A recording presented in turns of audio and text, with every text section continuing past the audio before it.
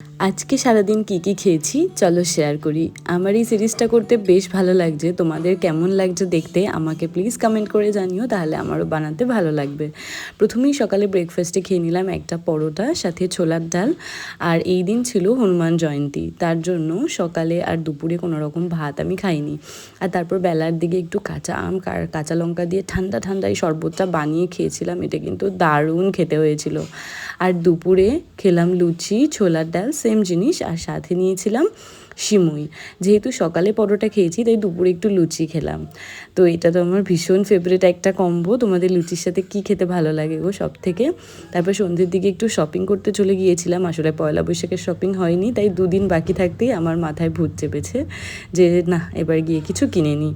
তো কিনে বাড়ি চলে এলাম। বিরিয়ানি খেতে ইচ্ছে করছিল, রাতে এসে আবার বিরিয়ানি বানালাম। আর রান্না করতে করতে খেলাম একটা লাড্ডু। আর আজকের বিরিয়ানিটা এত ভালো হয়েছিল কি বলবো, আর কালারটা কত সুন্দর এসছে দেখেছো?